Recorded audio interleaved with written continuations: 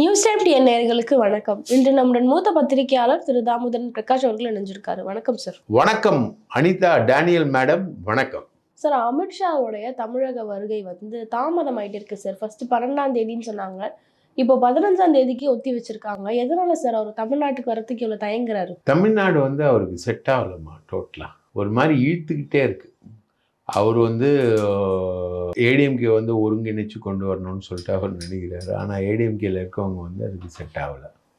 ரைட்டுங்களா? இப்போ கூட சசிகலாவிடம் பாஜக பேசுகிறது அப்படின்னு சமூக வலைதளங்கள் எல்லாத்துலேயும் வருது. ஆனால் சசிகலா தரப்புலேருந்து ஃபோன் பண்ணி நம்மக்கிட்டே சொல்கிறாங்க, அது மாதிரி பிஜேபியெலாம் பேசுகிறதே இல்லை, அவங்க ஏடிஎம்கேவோடு தான் இருக்காங்க. ஏன்னா சசிகலாவுக்கு வேறு வழி கிடையாது, அவங்க பிஜேபியில் தான் இணையணும், ஏடிஎம்கேல எடப்பாடி சேர்த்துக்க மாட்டார் அப்படின்ற மாதிரி ஒரு நிலவரம் ஓடிக்கிட்டு இருக்கு. அதே மாதிரி டிடிவி, அதே மாதிரி ஓபிஎஸ் நான் புது கட்சியெலாம் ஆரம்பிக்க மாட்டேன் அப்படின்ற மாதிரி அவர் சொல்லிக்கிட்டு இருக்காரு. அப்போ அவர் எங்கே போனோம்? ஏடிஎம்கேக்கு தான் போனோம். அதுக்கும் எடப்பாடி அதுக்கு ஒத்துக்க மாட்டார். அதே மாதிரி டிடிவி தினகரன் எடப்பாடி வேணாம், பொதுச் செயலாளரை கொண்டு வாங்க அப்படின்றது அவருடைய டிமாண்ட். அவர்கிட்ட அண்ணாமலை அனுப்பி பேசினப்பவும் அவரும் ஒத்துக்கலை. ரைட்டா? எடப்பாடி இருக்கக்கூடாது, எடப்பாடி பொதுச் செயலாளராக, எடப்பாடி முதலமைச்சராக நான் தேசிய ஜனநாயக கூட்டணியில் கூட நான் வரமாட்டேன் அப்படின்றது அவரோட ஸ்டாண்டு. ஓபிஎஸ் என்னை எப்படியாவது சேர்த்துக்கோங்க, பிரச்சனை இல்லை அப்படின்றது ஓபிஎஸோட ஸ்டாண்டு. சசிகலா நான் அதிமுகவுக்கு தான் போவேன், நான் பாஜகவுக்கு போக மாட்டேன் அப்படின்றது. ஸோ இந்த பஞ்சாயத்தே முடியல. அதனால் இது இல்லாமல் விஜய் அதிமுக கூட்டணிக்கு கூட்டிகிட்டு வந்தால் தான், தேசிய ஜனநாயக கூட்டணி கூப்பிட்டு வந்தால் தான் தமிழ்நாட்டில் வெற்றி பெற முடியும் அப்படின்றது ஒரு நிலை. விஜயும் வந்துட்டார்னா ரொம்ப டஃப்பாக இருக்கும், திமுக ரொம்ப ஸ்ட்ராங்காக இருக்குது கூட்டணியில், அது ஒரு நிலை. ஸோ அதுக்கு விஜயும் ஒத்து வரல. நான் தனியாக நிற்க போகிறேன், விஜய் தான் முதல்வர் அப்படின்னு அவரும் நிற்கிறார். ஸோ விஜயும் ஒத்துக்கல, சசிகலாவும் ஒத்துக்கல, டிடிவியும் ஒத்துக்கல, ஓபிஎஸும் ஒத்துக்கல. அப்புறம் அமித்ஷா என்ன பண்ண போகிறாருங்க? யாராவது ஒத்துக்கணும்ல. அதனால் அவர் ஒரு வேலூருக்கு வர ப்ரோக்ராம் மட்டும்தான் இது வரைக்கும் கன்ஃபார்ம் ஆகிருக்கு. வேலூருக்கு கட்சி நிர்வாகிகளை சந்தித்து பேசுகிற மாதிரி ஒரு ப்ரோக்ராம் மட்டும்தான் கன்ஃபார்ம் ஆகிருக்கு.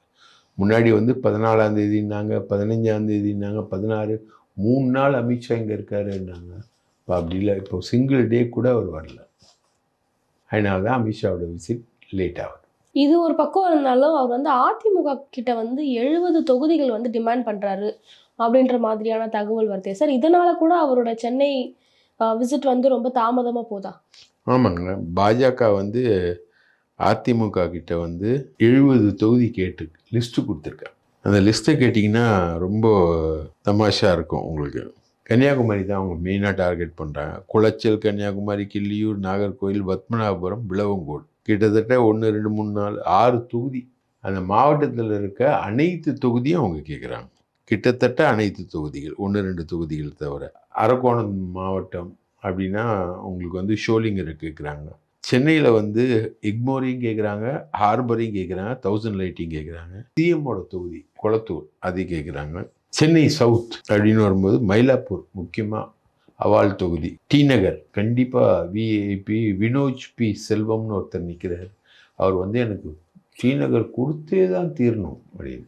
அவர் செம்மர கடத்தல் பல விஷயங்களில் சம்மந்தப்பட்டு அவர் பேர் அடிபட்டது. அவர் எனக்கு கொடுத்தே தீரணும்னு நிற்கிறாரு. வேளச்சேரி, விருகம்பாக்கம், இதெல்லாம் இந்த மாதிரி தமிழிசை நின்னப்போ கொஞ்சம் பேலன்ஸ் பண்ண தொகுதிகள், கொஞ்சம் நல்லா ஓட்டு வாங்கின தொகுதிகள்லாம் இதெல்லாம் கேட்குறாங்க. கோவையில் அதே மாதிரி கன்னியாகுமரி மாதிரியே கோயம்புத்தூர் நார்த்து, கோயம்புத்தூர் சவுத்து ரெண்டும் வேணுமா. அது இல்லாமல் கவுண்டம்பாளையம், பல்லடம், சிங்காநல்லூர், சூலூர், இதெல்லாம் சூலூர்லாம் ஏடிஎம்கே பேக்கெட்டு, இந்த தொகுதியெலாம் கேட்குறாங்க.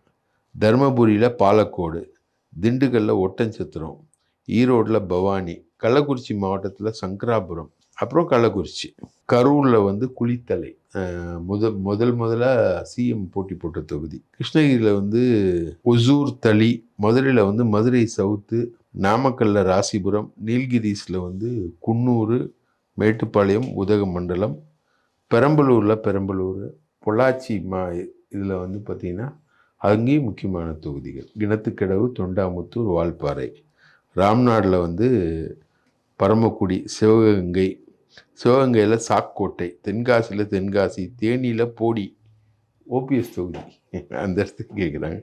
தூத்துக்குடியில் ஒட்டப்பிடாரம், திருச்சிராப்பள்ளியில் ஜெயலலிதா போட்டியிட்ட தொகுதி ஸ்ரீரங்கம், அந்த இடத்த கேட்குறாங்க. திருநெல்வேலியில் ஆலங்குளம், அம்பாசமுத்திரம், நாங்குநேரி, பாளையங்கோட்டை, ராதாபுரம். இதில் ஒன்றில் வந்து நயினார் நாகேந்திரன் நிற்பார்.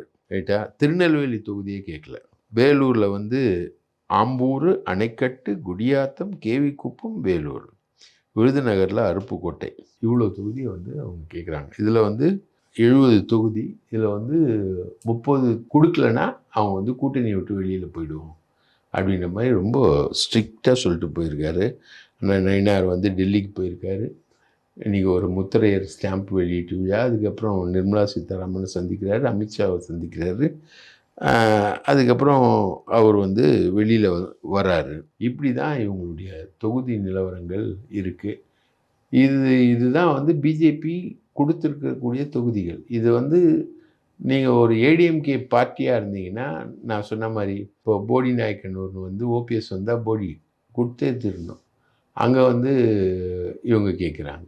ஸோ இதை எப்படியாவது அட்ஜஸ்ட் பண்ணி 70ல் 30ஆவது கொடுங்க அப்படின்றது தான். 30க்கும் கீழே கொடுக்குற மாதிரி தான் ஏடிஎம்கேவுடைய பொசிஷன். வந்து 30 தொகுதியெலாம் அவங்களுக்கு அதிகம், கம்மியாக வாங்கிக்கோங்க அப்படின்ற மாதிரி தான் அவங்களுடைய பொசிஷன். ஸோ இதுதான் வந்து 2 பேருக்குள்ளே இருக்கக்கூடிய டஸ்ல். இப்போ இதுக்கிடையே வந்து பாமக, தேமுதிகல வந்து எந்த நிலையில் சார் இருக்காங்க? பாமக வந்து இன்னும் முடிவாகலை, இழுபறியில் இருக்காங்க. தேமுதிக ஜனவரியில் ஒரு மாநாடு நடக்குது, அதை வச்சு தான் முடிவு பண்ணுறாங்க.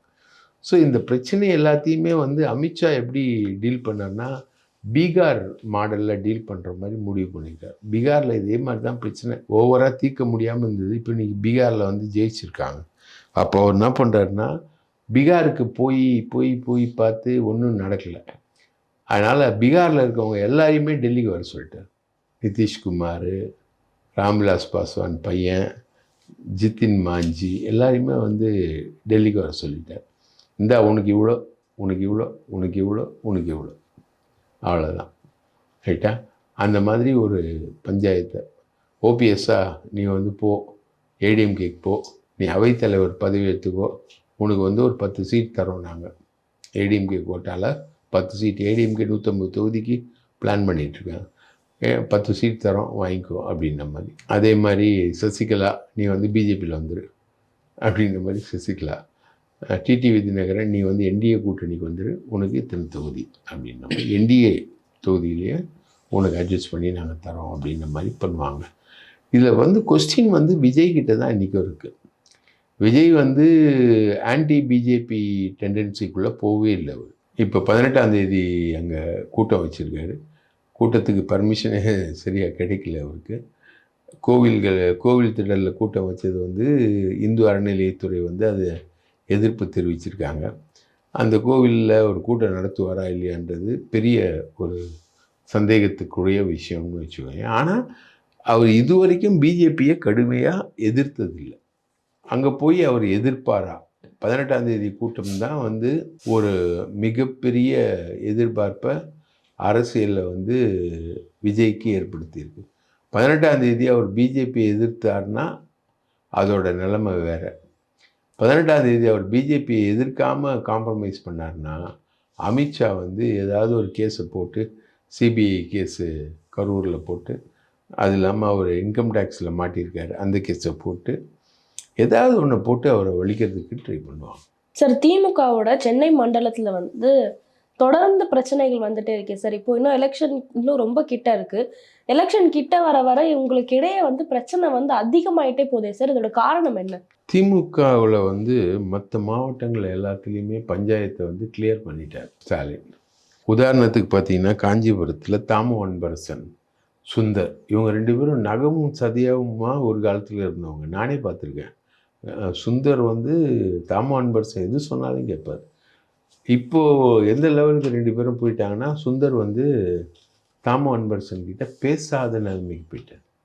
எனக்கே பெரிய ஆச்சரியம். சுந்தர் வந்து அன்பரசன் கிட்ட பேசாத இருக்காரா அப்படின்னு. ஏன்னா அன்பரசனோட அடிப்பொடி தொண்டர் தான் சுந்தர். அவர் பேசாமல் இருக்காரான்றது ஒரு பெரிய ஆச்சரியம். ஆனால் 2 பேரும் பேசாமல் இருந்திருக்காங்க. இப்போ ஸ்டாலின் வந்து 2 பேரையும் கூப்பிட்டு உட்கார வச்சு, நீங்கள் பேசுங்க, கட்சியை ஒன்றா கொண்டு போங்க. ஒட்டுமொத்த காஞ்சிபுரம்னா சுந்தரும் தாமோ அன்பரசன் தான். அன்பரசன் ஆலந்தூர் எம்எல்ஏ, இவர் வந்து உத்திரமேரூர் எம்எல்ஏ.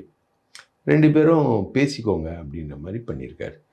ஆனால் சென்னையில் வந்து தென் சென்னையில் பார்த்தா மாசு, வேளச்சேரி எம்எல்ஏ அரவிந்தன், கே நகர் தனசேகரன் பயங்கர முட்டல் மோதல், சேரவே மாட்டுறாங்க.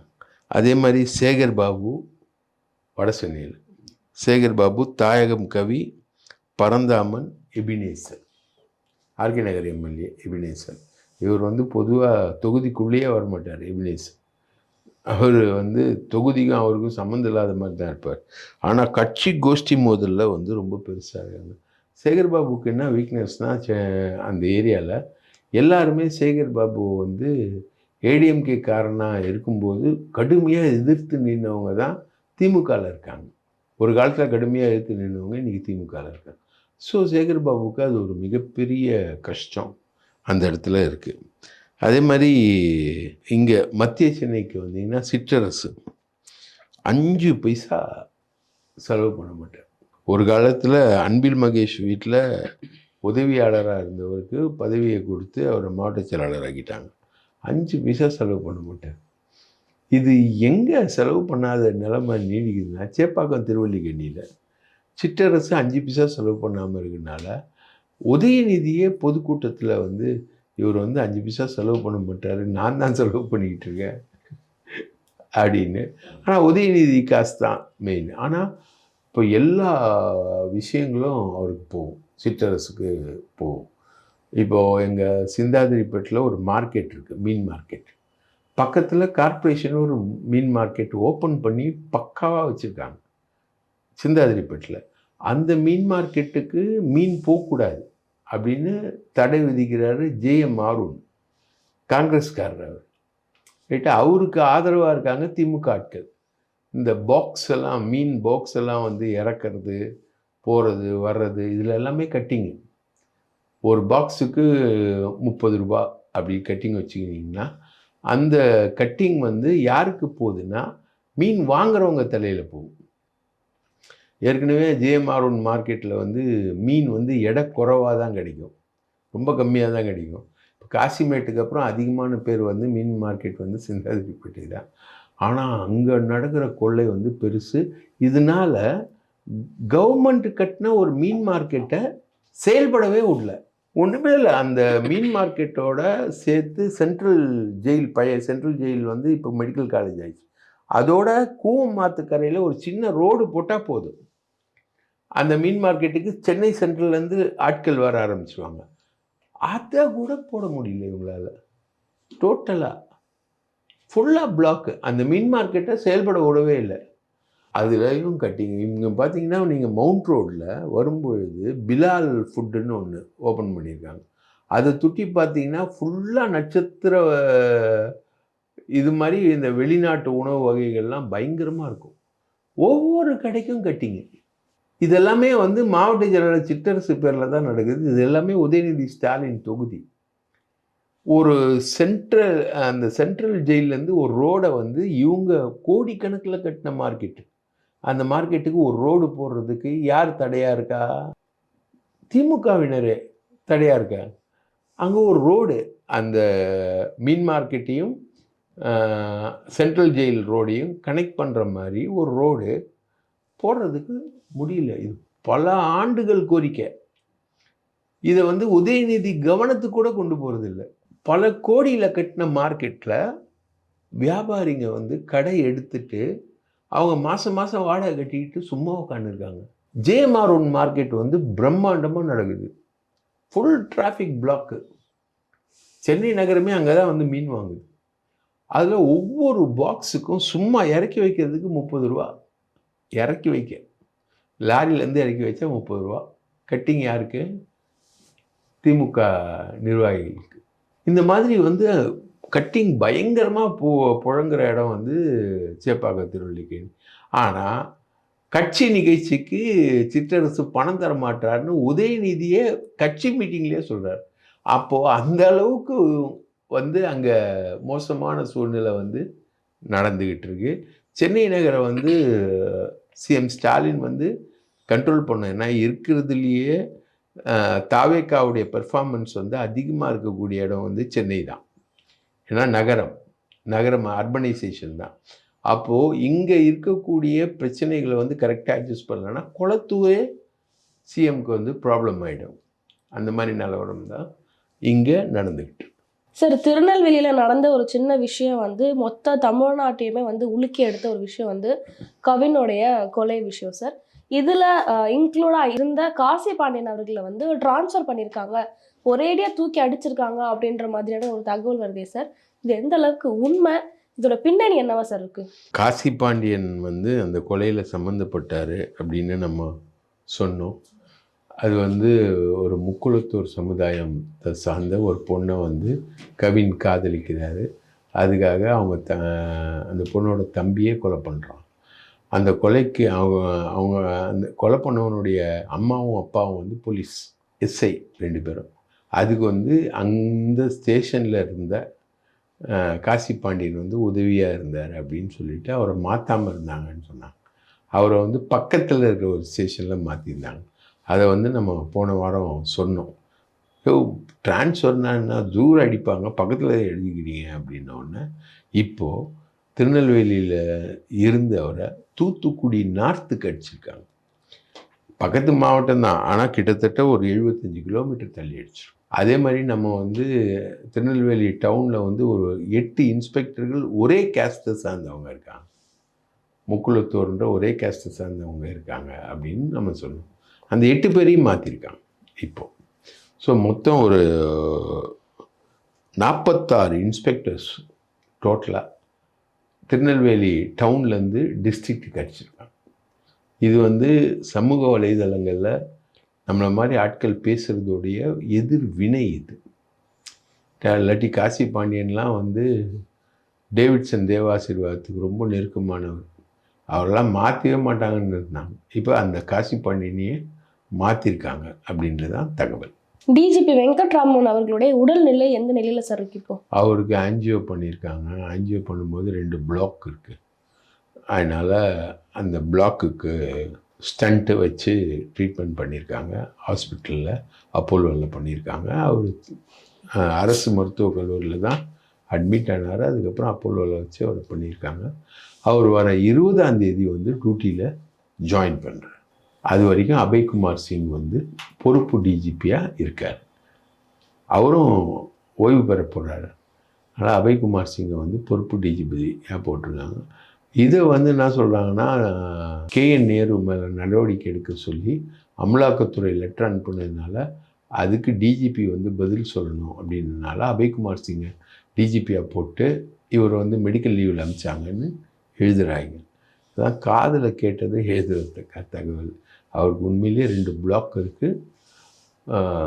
அவருக்கு வந்து ஸ்டண்ட் வச்சு இது பண்ணியிருக்காங்க. வர 20ஆம் தேதி வந்து வெங்கட்ராமன் வந்து டிஜிபியாக ஜாயின் பண்ணிடுறார். மேலும் மாற்றங்களுக்கு வந்து நம்ம எதிரொலிச்சுட்டே இருப்போம் சார். பல்வேறு தகவல்களை பகிர்ந்துக்கிட்டீங்க, மிக்க நன்றி சார். நாங்கள் எங்களுடைய சேனலில் பல தகவல்களை, முக்கியமான தகவல்களை, சமூகத்துக்கு பயன்படக்கூடிய தகவல்களை நாங்கள் வந்து க்ராஸ் செக் பண்ணிவிட்டு, டபுள் செக் பண்ணி, ஃபேக்ட் செக் பண்ணி ப்ரெசென்ட் பண்ணுறோம்.